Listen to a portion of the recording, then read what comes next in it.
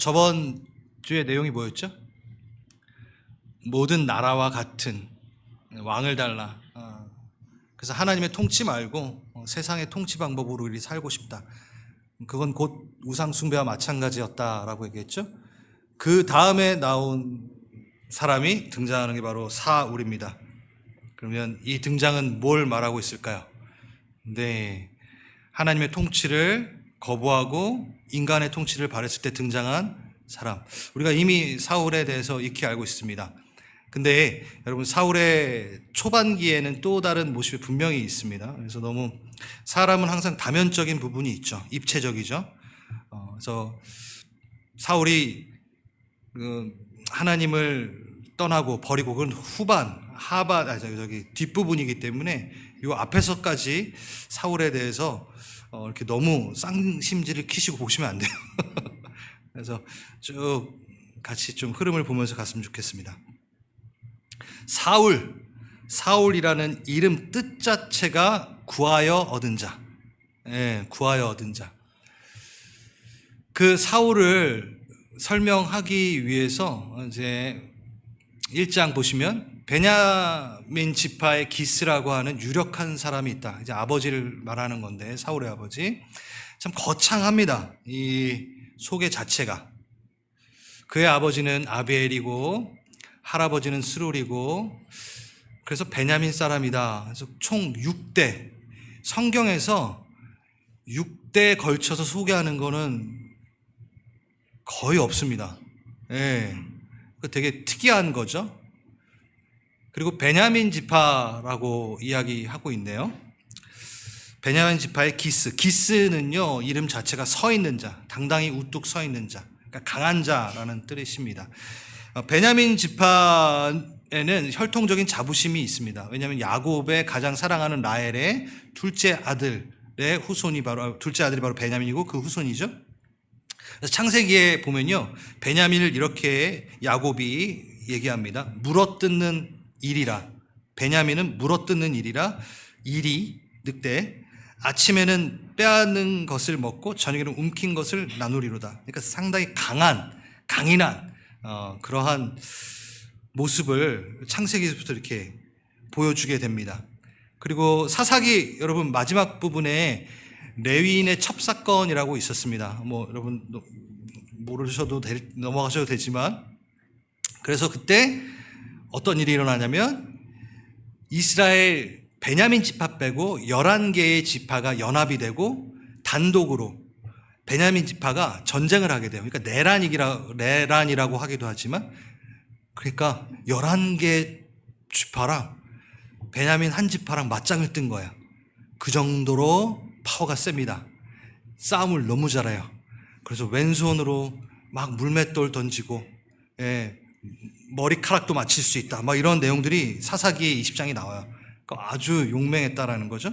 그리고 역대기에 보면은 양손잡이라, 활 쏘며 물매를 던지며 이게 양손을 다 쓰면서, 그래서 전쟁에 능하고 용맹함의 상징.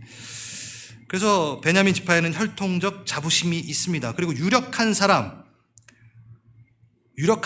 되어 있죠. 이건 지파의 지도자격이에요. 그래서 룻기에 보면은 보아스에게 썼던 말입니다. 그러니까 집안의 권력, 권세, 재력, 출중한 가문이다라는 이야기죠.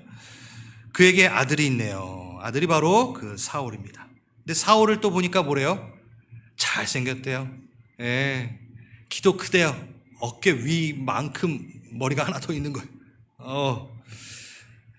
여러분, 고대 근동의 왕의 외모는, 특히 신장은 되게 중요했습니다. 왜냐하면 전쟁 시 맨 앞에 나와 위엄을 보여야 되고, 막 전쟁하고 있는데 우리 왕 따라가야 되는데 왕이 어디 있는지는 알아야 될 거 아니에요. 그러니까 이렇게 높이 쓰는 왕. 이 얘기가 나온 이유는 뭘까요? 맞습니다. 이들이 그렇게 원했던 왕다운 이방 나라와 아주 비슷한 그 조건을 갖춘 사울이라고 지금 얘기하고 있는 거죠. 그러니까 이게 좋은 의미로 이 소개가 있는 건 솔직히 아닌 거죠. 다른 나라와 같은 왕의 자격을 갖춘 최상의 인물. 이스라엘 백성은 우리를 지켜줄 왕이 필요했으니까, 내 재산을 지켜줄 왕이 필요했으니까. 이렇게 이 외모에 대한 부분이 나오는 거는 나중에 사무엘상 16장에 다윗이 등장할 때 나오는 이 구절과 연결이 됩니다. 다윗이 등장할 때 이렇게 합니다. 여호와께서 사무엘에게 이르시되 그의 용모와 키를 보지 말라. 내가 보는 것은 사람과 같지 아니하고 사람은 외모를 보거니와 나는 중심을 보느니라. 그래서 이 얘기, 이 16장이 나오기 위해서는 이 얘기가 분명히 다루어져야 되는 거죠. 자, 저는 이 부분에서 묵상을 좀 하게 됐습니다. 베냐민 지파의 혈통적 자부심을 갖고 있었던 또 한 명의 신약의 인물이 있습니다. 누군지 아세요, 여러분? 바울입니다. 맞습니다. 바울이 빌립보서 3장에 보면요, 나는 베냐민 지파요, 히브리인 중에 히브리인이요, 율법으로는 바리새인이로 율법의 의로는 내가 흠이 없는 자로다. 그 앞에 시작할 때가 난 베냐민 지파요 라고 얘기합니다. 그러니까 베냐민 지파는 계속해서 혈통적 자부심이 있었다는 거죠. 바울의 아버지가 그 바울의 이름을 지을 때 사울이라는 이름을 짓는 거죠. 자, 여러분, 사울은 바울의 히브리식 이름이고 바울은 헬라식 이름입니다. 그래서 이름을 바꿨다라는 게 아니라 이렇게 헬라식, 히브리식으로 비르기 때문에, 그러니까 한마디로 해서 바울은 히브리식의 이름으로 누구예요? 사울이에요, 사울. 그러니까 그 사울의 혈통도 여전히 이들에겐 자부심을 갖고 있었던 베냐민 지파. 우리 베냐민 지파에서 왕이 났었어. 이러한 자부심이 있으니까 이렇게 이름을 줬던 거겠죠. 자, 그러나 바울은 이 모든 것을 예수 그리스도로 인해 다시 태어났기 때문에 뭘로 여긴다 그랬죠? 자신의 혈통에, 자신의 학력에 이런 것들을 배설물로 여긴다라고 이야기했습니다. 저는 베냐민 지파 하고 딱 생각하고 사울 딱 생각하니까 이 바울의 이야기가 딱 기억이 나더라고요. 여러분, 이 모든 것들이 무가치하다, 정말 너무 무가치하다라고 말하기보다는 좀 더 깊은 의미가 있습니다. 왜냐하면 여러분, 저런 그렇게 혈통이 좋고 가문이 좋고 잘생기고 키가 크면 다 잘못된 건가요? 그럼 저 어떻게 잘생긴 나는 어떻게 이렇게 될 수 있잖아요. 잘생기면 다 죄야? 이거 아니에요. 그러니까 이런 식으로 묵상하는 부분이라기보다는 더 깊은 의미가 있습니다. 뭐냐? 이 땅에는 흙수저, 금수저 이런 거 아무 상관없다. 누구? 예수 그리스도 하나님의 백성 될 때에는 이런 어떠한 조건들이 필요 없어. 문제가 되지 않아 라고 얘기하는 부분이겠죠. 로마서 8장 15절 한번 읽어보겠습니다. 시작.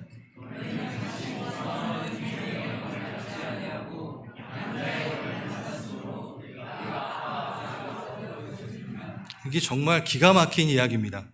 우리 첫째 아담, 그 에덴 동산의 첫째 아담에게 속했던 우리가 둘째 아담인 예수 그리스도 안에 속하여 새롭게 태어나자마자 우리는 새로운 피조물이 되어버립니다. 그것뿐만이 아니라 누구에게 입양이 되죠? 하나님 아버지께 입양이 되죠. 여러분, 갑자기 침묵을 지키십니까? 예수 그리스도로 인하여 우리는 누구에게 입양돼요? 우리는 사생아와 같았고 아담의 아들과 같이 아담의 자손으로 있었으나 우리는 예수 그리스도로 인하여 하나님 아버지께로 입양되어진 겁니다. 할렐루야. 입양 기분 나빠 이러시면 안 돼요. 그 얘기가 아니잖아요. 그래서 그 당시 로마의 법에 근거하여 뭐를 갖게 되는 거예요? 아버지의 모든 재산, 권력이 친아들과 동일한 그 혜택을 받게 된다라는 거죠. 아멘? 아멘. 그러면 우리는 누구와 동일한 법적 상속의 근거를 갖고 있는 거예요? 예수 그리스도. 장자, 우리 히브리서에 보면 장자 되었다 그랬잖아요. 우리 예수 그리스도가. 우린 둘째 아들이 된 거고 입양되었으니까. 그래서 우리 예수님이 받으시고 누리실 모든 왕권의 영적 자산의 그런 능력의 그런 예수 그리스도가 갖고 있는 하늘의 그 법적 권리의 그 모든 게 다 누구에게 동일하게 적용된다? 나에게 적용된다 라는 이야기가 저 얘기예요. 그럼 박수 한번 쳐야죠. 할렐루야. 이 되게 정말 막 가슴이 떠야 되는 얘기예요, 솔직히. 예. 두려움에 떠는 종의 신분에서 예수 그리스도와 어쩌면 오늘 성찬식 할 때도 그랬잖아요. 밖에서 누군가가 날 볼 때 완전히 나로 보지 않고 예수 그리스도들을 보듯 보게 되는 그 영적 권세를 누리는 것. 할렐루야. 너무 아름다운 얘기입니다. 그러니까 지금 너네 흙수저 금수저 그런 거 신경 쓰지 마. 그런 거 아무 소용없어 라고 이야기하는 부분이 바울의 얘기였다라고 얘기하고 싶습니다. 그 다음 볼까요? 그 아버지 기스가 암나기들 가운데 몇 마리를 잃어버렸어요. 그래서 아들에게 종과 함께 암나기를 찾아보라고 얘기합니다. 그래서 사울이 두루 다녀봅니다. 막 산간 지역, 막 살라비 지방, 살리사 지방, 사알림 지방, 나중에 이제 지도 보여드릴 텐데 엄청 돌아다녀요. 근데 3번이나 못 찾았다. 두루 다녀도 못 찾았다. 두루 다녀보았으면 거기도 없었다. 거기에도 찾지 못했다. 엄청난 방황을 했다라는 얘기를 해주고, 근데 그들이 그렇게 막 방황하다가 숲 지방으로 들어섰을 때, 숲이 피읍 아닙니다. 숲 지방으로 들어섰을 때 사울이 자기가 데려오던 종에게 이렇게 얘기합니다. 그만 돌아가자. 아버지께서 암나기를 걱정하는 것보다 너무 오랫동안 헤매는 나가 어떻게 될지 모를까 그러니까 걱정하실 것 같다라고 얘기하는 장면이 3절에서 5절입니다. 여러분, 암나기는요 귀족들이 이동하는 이동 수단이었어요. 뭐 낙이 몇 마리야 이러시면 안 돼요. 지금 말하면은 중형 세단을 몇 대 잊어버린 거예요. 그러니까 그러니까 고개를 끄덕이래 이제 이게 큰 이슈였다라는 거야. 예. 그런데 돌아다니는 걸 보세요. 여기 엄청 돌아다닙니다. 40km 정도를 산간 지역을 3, 4일 정도 걸리는 거리인 거예요, 저게.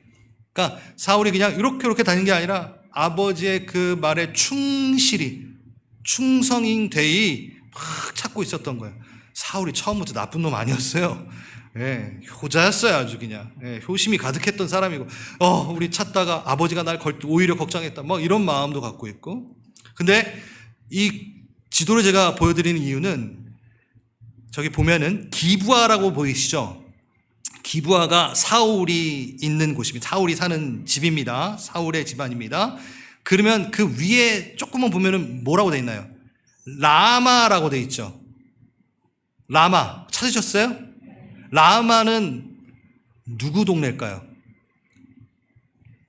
사무엘. 숲 지역이라고 저기 숲 보이세요? 가운데가? 네. 라마 위에는 또 뭐예요, 여러분? 미스바예요. 미스바는 이 기브아에서 7km 정도밖에 안 돼요. 자, 40km를 돌았던 사울입니다. 그리고 자기 집에서 7km 떠져 있는 미스바예요. 그리고 3km 좀 넘는 곳에 사무엘이 살아요. 자기 집. 정말 가까운데요. 제가 이걸 일부러 강하게 얘기하는 건 뒤에 이게 나오기 때문입니다. 왜 이렇게 방황했는지에 대한 부분도 나오게 되고. 자, 그 다음에 보겠습니다. 이걸 머리에 집어넣으시고 가봅시다. 그러자 그 종이 이렇게 말합니다. 저기 다가 밑으로 내려와서 밑에가 안 보이네요. 보이세요, 여러분? 왜 저렇게 됐지? 자, 종이 말합니다. 보십시오. 이 성읍에는 하나님의 사람이 한 분 계시는데 존경받으시는 분이십니다. 누구겠어요? 사무엘 얘기하는 거예요. 숲지방에 왔으니까. 그러니 이제 그리로 가보는 건 어떻겠습니까? 그래서 한번 여쭤보는 게 어떻겠습니까? 라고 이야기합니다.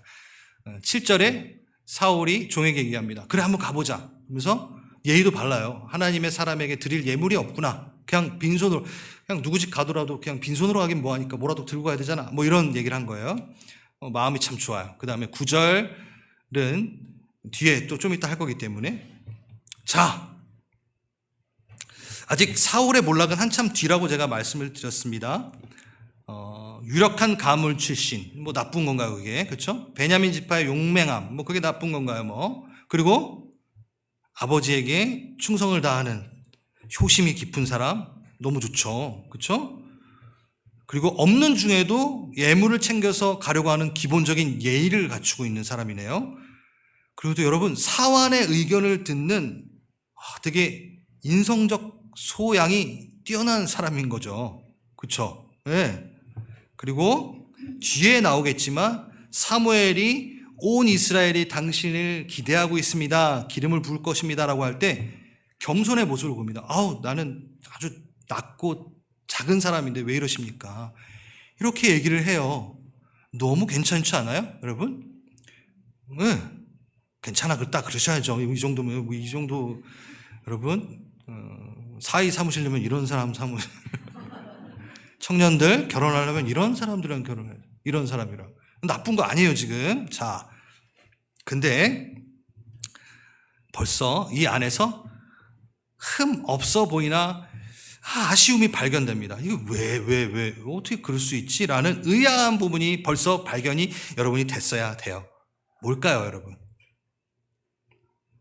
아까 기브아에 사울이 살고 있으면서 자, 바로 3, 4km 가면 누가 있어요? 사무엘은 이 이스라엘의 사사로서 통치하고 순회하며 말씀을 가르쳐. 그러니까 어떻게 보면 부흥사라고 쳐봐요. 어떻게 유명한 부흥사였다고 쳐봐요. 너는 정말 유명한 부흥사. 몰라 근데 사무엘을. 여러분 7km만 가면 무슨 일이 있었어요? 미스바 대각성 운동. 온 이스라엘 한번 뒤집어 엎은. 몰라 사무엘을. 여러분 이건 심각한 겁니다.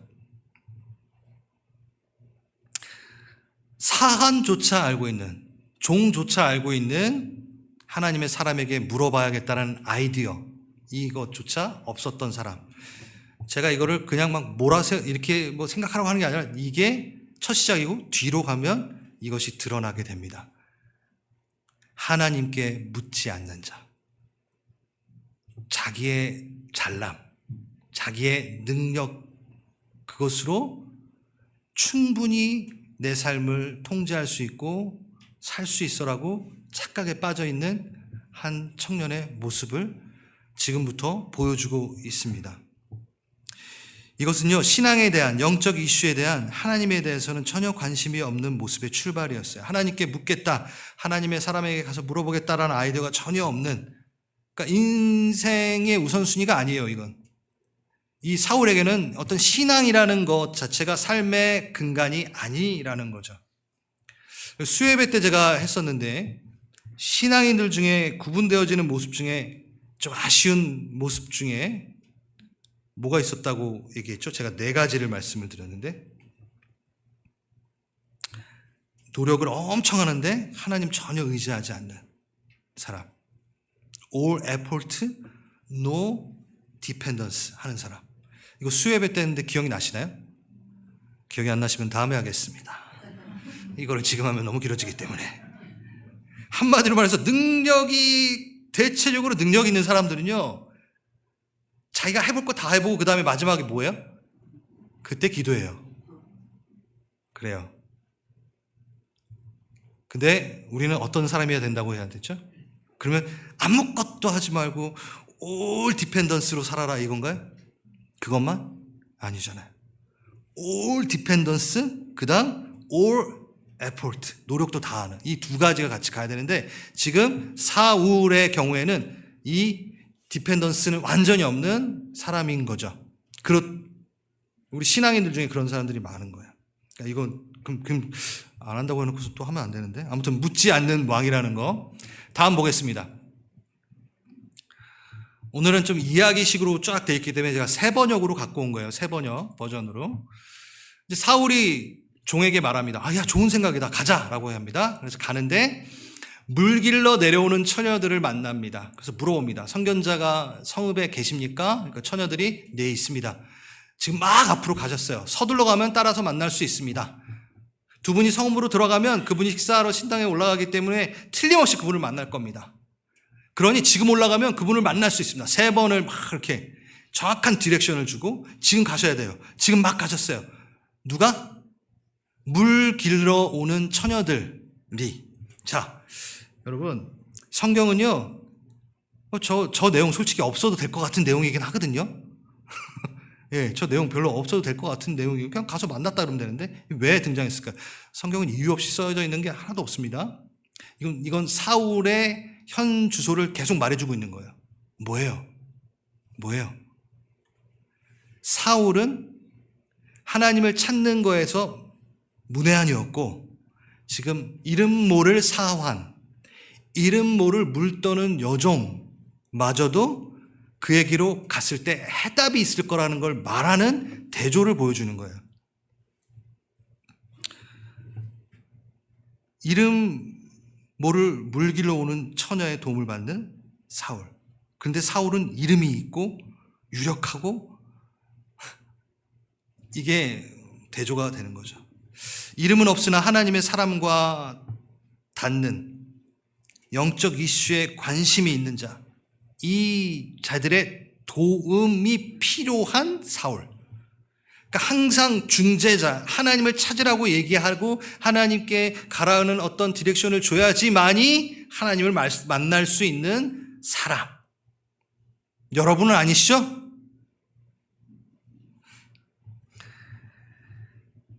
그래요. 하나님께 가면 답이 있습니다. 근데 그 답을 들으러 가지 않는다면 큰 문제가 되겠죠.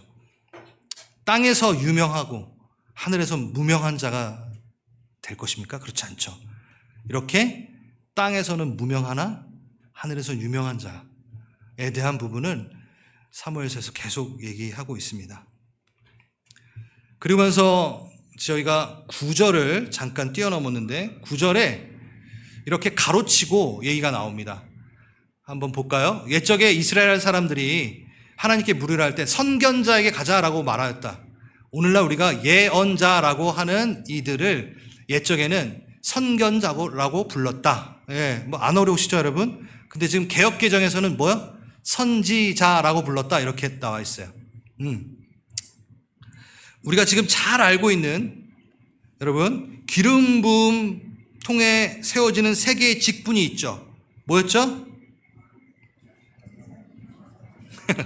다 아시네요.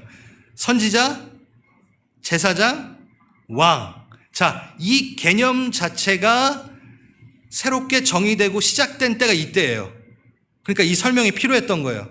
지금 왕은 등장하지도 않았고 제사장과 선지자, 예언자적, 선견자적 역할을 했던 게 누구였어요? 사사였어요.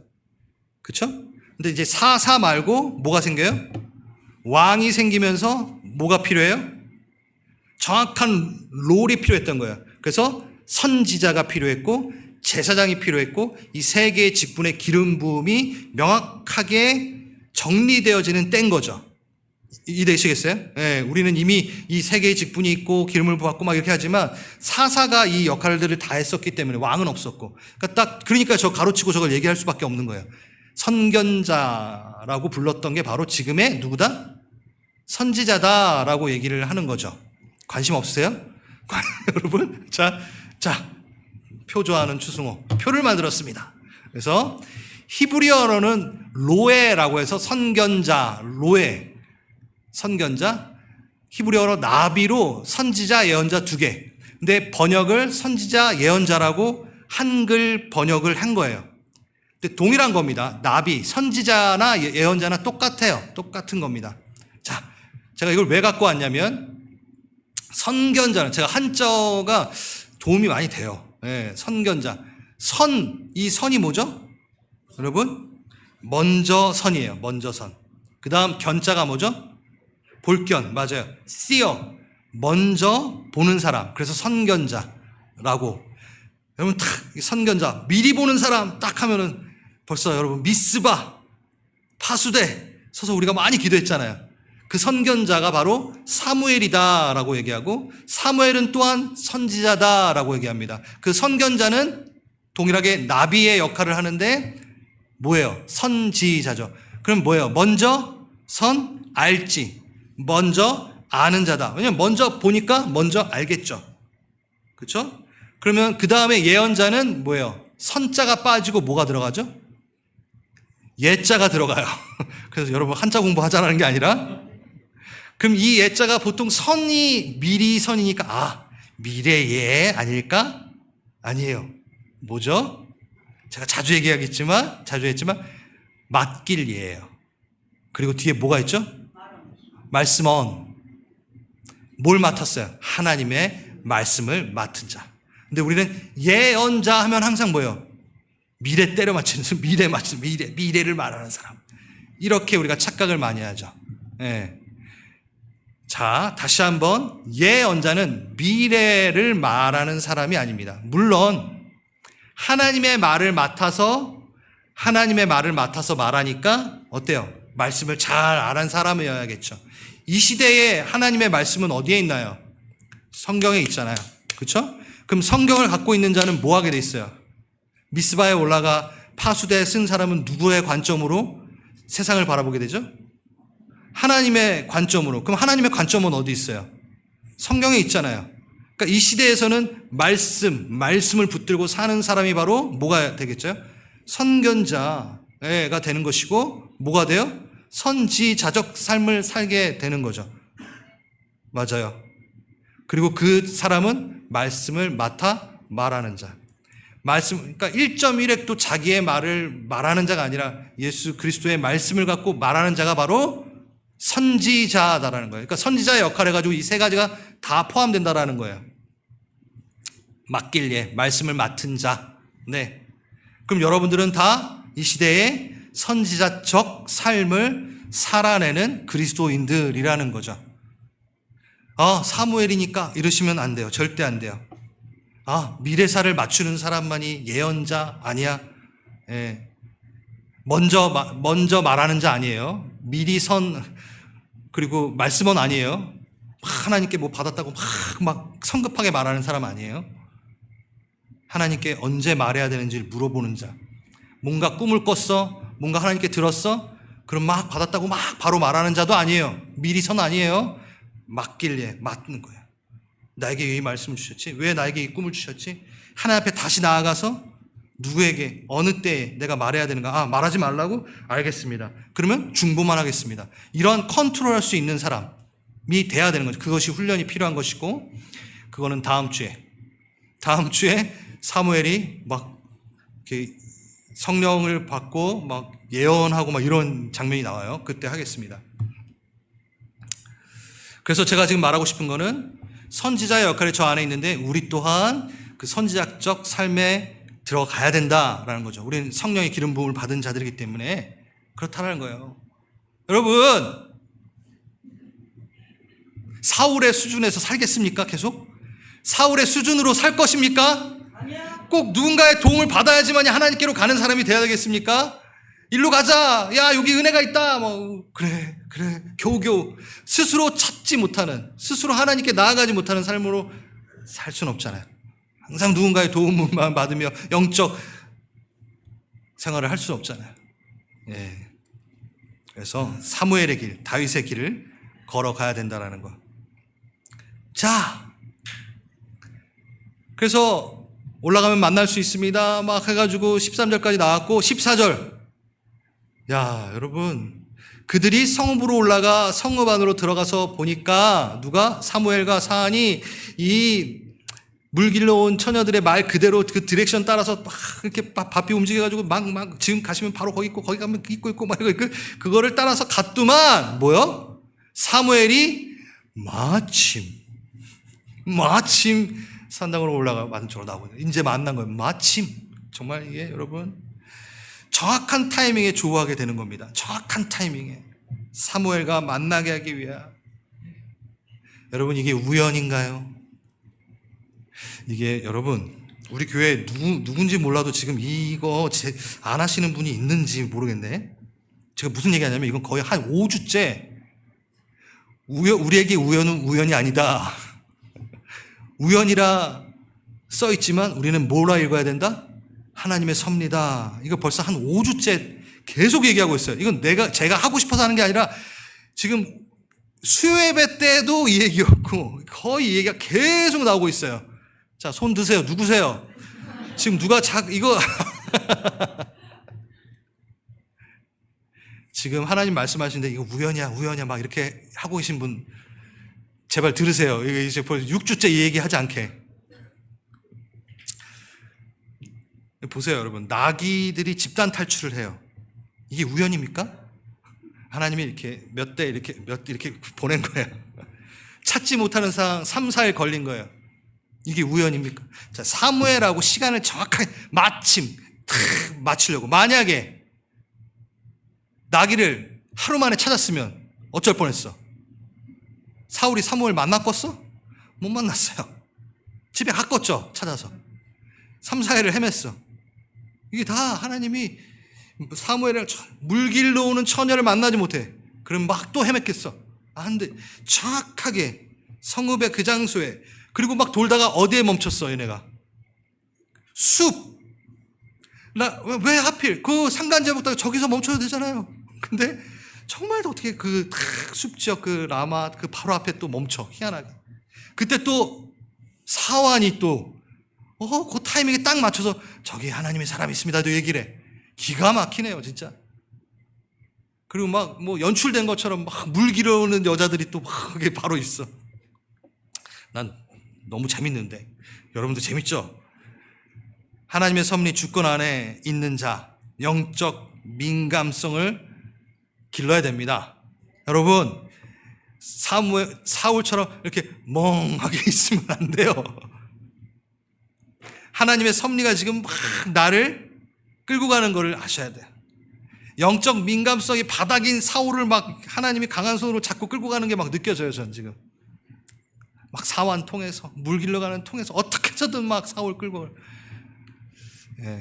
여러분, 다시 한번 말합니다. 지금 여러분에게 하나님께 주시는 사인들이 분명히 있습니다. 5주째 얘기하고 있습니다. 그럼 이것을 우연이라고 말하지 마시고, 왜 일이 일어났을까? 하나님 앞에 진작에 나가서 기도해 보십시오. 이 일은 왜? 이 일은 왜?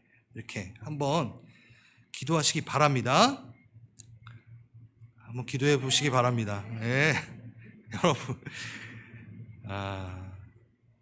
여러분, 하나님의 사람인 것과 하나님의 사람이지 않은 것과는 분명한 차이가 여기에 나와요. 우연으로 사는 사람이 있어요. 나 우연히 태어났어. 모든 게 다 우연이야. 그러다가 우연히 죽어. 이게 우연을 사는 사람들이라니까요. 근데 하나님의 섭리로 태어났어, 우린. 하나님의 섭리 계획 안에 살아. 그리고 언제 죽어? 우연히 죽는 게 아니라 하나님이 너 이제 올라와 할 때 죽는 자. 계획이 다 있고 올라오는 시기가 정해져 있고 하나님의 섭리 안에서 우연히 죽는 게 아니라니까요. 하나님 없는 사람들은 우연히 죽는 거잖아요. 근데 여러분, 우연히 사는 자도 아니고 우연히 죽는 자들이 아니에요. 하나님의 계획 안에. 그래서 그것들을 볼 수 있는 그 위대한 하나님의 경륜 안에 들어와 사는 사람, 얼마나 풍성한 삶입니까? 목적이 있는 삶 얼마나 좋아요. 좋은 삶이죠. 풍성한 의미가 있는 삶이죠. 그리고 이제 마지막 놀라운 이야기, 하늘의 이야기가 나옵니다. 15절에 여러분, 이 일이 있기 전에, 사울이 오기 하루 전에, 그러니까 지금 막 사울이 사환을 통해서 그리고 막 물 길른 이 해가지고 막 이렇게 마침 딱 좋아하는 이 하루 전, 딱 장면이 바뀌면서 하루 전이에요. 사울이 하나님께 듣습니다. 내일 이맘때 베냐민에서 한 사람 올 거야.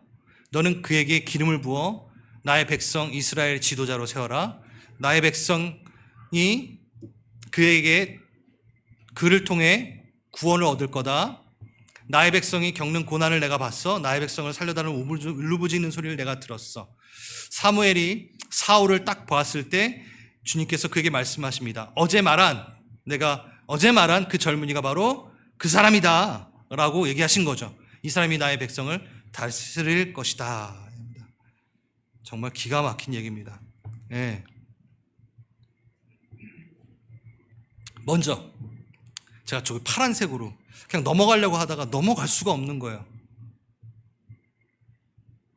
왕 대신 하나님, 자신을 버리는 백성에게 끊임없이 지금 뭐라고 얘기하시나요?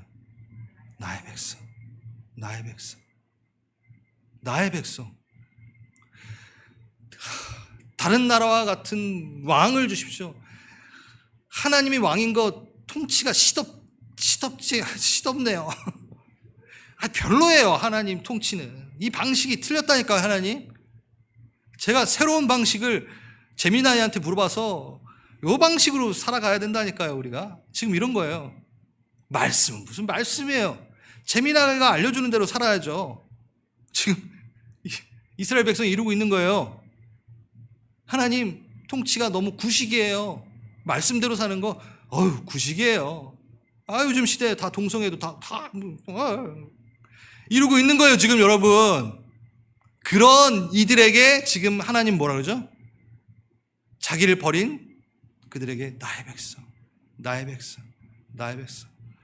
야, 너네 한번 고생해봐라. 옛다 사울 이런 게 아니었어요. 사울을 택하실 때 얘들이 정말 원하는 그 외모도 하나님 맞춰서 주시고 이 영혼에 대해서 기름 부으시고 막 하나님이 노력하셨다니까요. 처음부터 사울이 이렇게 된 게 아니라니까. 하나님은 니들 말 그래 내가 들어줄게. 나의 백성 울부짖음 들었어. 너네 힘든 거 나도 알아. 그래 그러면 한번 이 외모도 출중하고 너네가 정말 원하는 그런 거 내가 그 영으로도 얘를 좀 잘 해가지고 해볼게. 사무엘 붙여가지고 해볼게. 근데 안 된 거예요. 그게 나중에. 그러니까 하나님의 마음이 느껴지세요? 느껴지세요 여러분?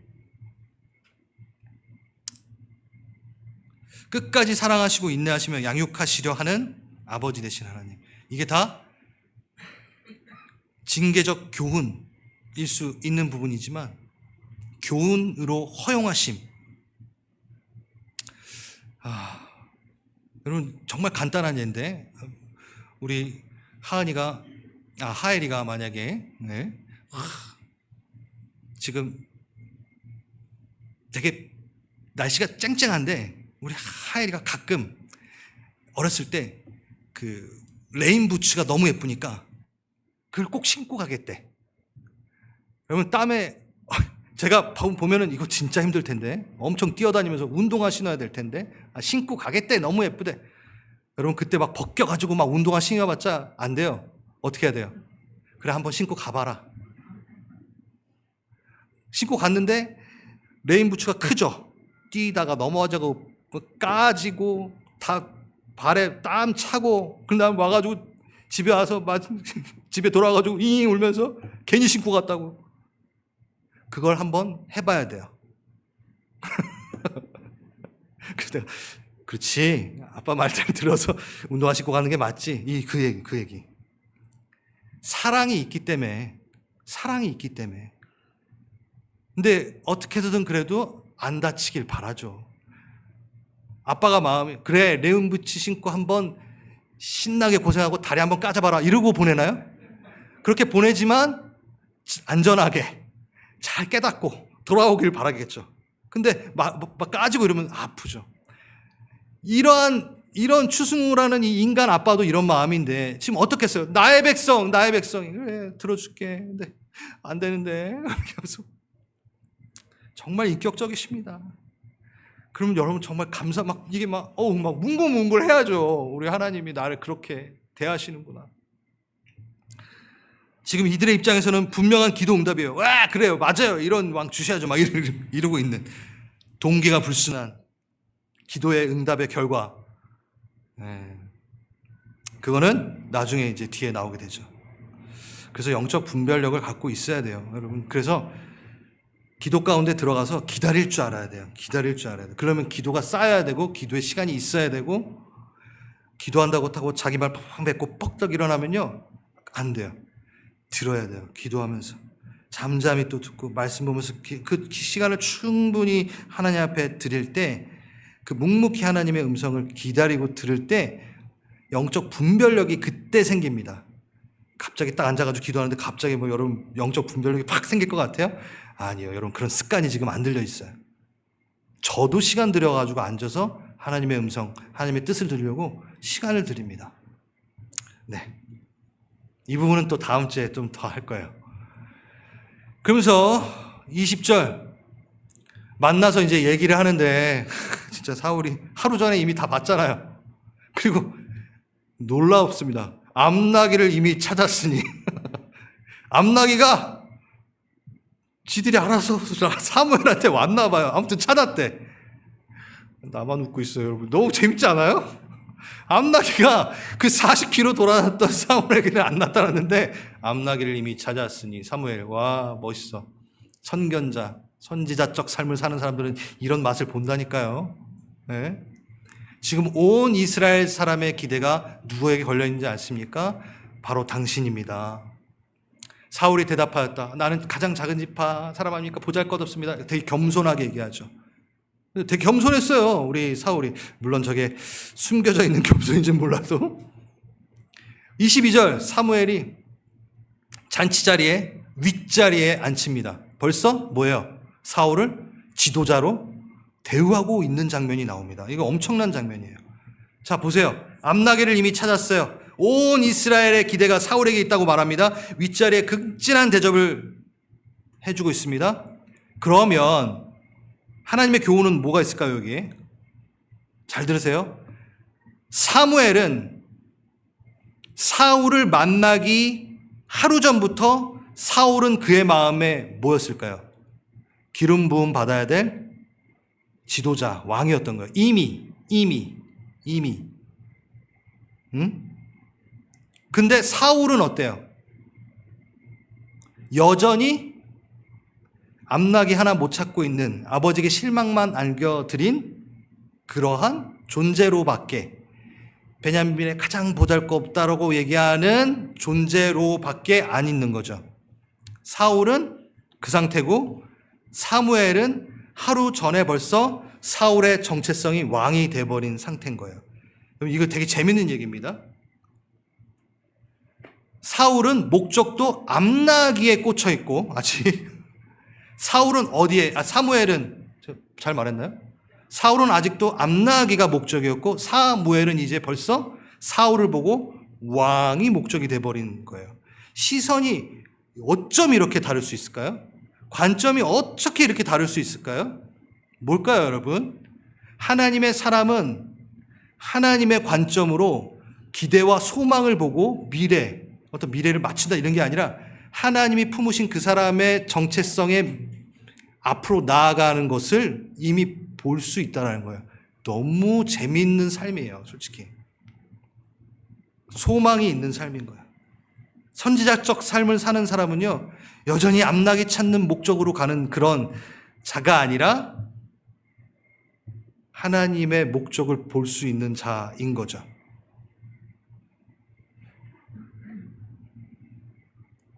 하나님과 사무엘은 알았습니다, 그 비밀을. 근데 사울만, 본인만 몰랐어요. 자신의 정체성을 몰랐던 거예요. 사무엘의 영성, 사무엘의 눈, 하나님의 관점. 여러분, 정말 이 삶을 살 때에는요, 여러분 삶 가운데 놓쳐져 있는 기대와 소망을 발견할 수 있을 거예요.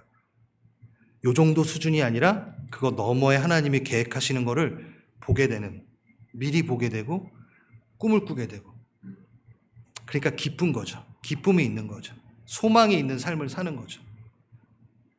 어떠한 문제를 만나서도 낭만 가운데 갇히지 않고 그 너머를 볼 수 있는 눈을 갖고 있는 사람으로 살아내는 거죠. 그것이 나에게 또 적용된다면 내 정체성. 여러분, 아침에 딱 거울을 볼 때 어때요, 여러분? 아, 오늘 하루 또 어떻게 이 얼굴로 살아가나? 뭐 이렇게 하고 있어요. 네? 피곤에 쩌든 이 얼굴로 어제 라면 먹고 얼굴도 부어가지고 아이고 못생겼네 이러고 시작할 거예요? 사무엘의 눈으로, 하나님의 눈으로 나를 보는 거예요. 그 바울이 너무 잘했거든요. 죄인 중에 괴수라 하는 어떤 영적인 통찰을 갖고 있지만 뭐예요? 나는 하나님의 사람으로, 자녀로 새롭게 태어난 피조물이다. 그 구분해서 볼 줄 아는 거예요. 그 영적 민감성을 갖고 하나님이 나를 어떻게 보는 관점을 알고 있으니까 날마다 거울을 보고 하루를 시작할 때 어떻게 돼요? 왕의 자녀예요. 기대가 상당히 되는 하루로다. 이러면서 이제 시작을 해야 되는 거예요, 여러분이. 그게 선지자적 관점으로 사는 거예요. 네. 그렇게 사시기 바랍니다. 왕의 자녀임을 선포하고 시작하시기 바랍니다. 기막힌 삶인 거죠. 바울이 그런 삶을 살았다라는 거예요. 바울이 그 삶을 어떤 외모 이런 게 아니라 바울이 막 거울 보면서 나 잘생겼고 이랬던 게 이거 다 소용없어. 나 혈통 소용없어. 예수 그리스도 안에 내가 있을 때 내가 왕의 그 권리를 다 갖고 있는, 아까 말했던 그 어답트 됐을 때 어떻게 돼요? 그 법적 권리 다 갖고 있고 영적 권리 다 갖고 있는 그 사람으로 내가 살아가고 있다 라고 얘기하는, 그게 사무엘이 보고 있는 눈인 거죠. 여러분, 만약 또 사울이 나귀를 바로 찾았다면 아까도 말했지만 사무엘을 만나러 갔을까? 안 만났어요. 못 만났어요. 이건 뭐냐면요, 기도의 응답의 때가 우리의 원함과 분명히 다를 때가 있다라는 거예요. 도는 것 같고 40기를 도는 것 같으나 이게 어떻게 사무엘을 정확하게 만나가지고 기름 부음을 받기 위한 어떤 과정에 속한 거죠. 근데 우리는 이것만 보고 힘들다라고 할 수 없다라는 거예요. 우리가 기도하고 나아갔을 때 응답이 이때 이렇게 탁탁탁탁 됐으면 좋겠는데 아니야, 이 이유 때문에 이렇게 하나님이 늘리실 수 있어, 시간을 보류하실 수 있어, 이 기름 부음 때문이야 라고 하시는 영역들이 여러분에게 분명히 있다라는 거죠. 나귀를 찾지 못하는 게 방황과 실패의 자리가 아니라 하나님의 입장에 서서 기회 자유로 바뀌어버리는 삶을 누리길 바랍니다, 여러분도. 예. 그래서 작은 문제 해결하러 나왔는데 그 계기로 하나님의 더 큰 계획을 만나는 사람들. 하나님 앞에 나오면요, 여러분 솔직히 손해 없습니다.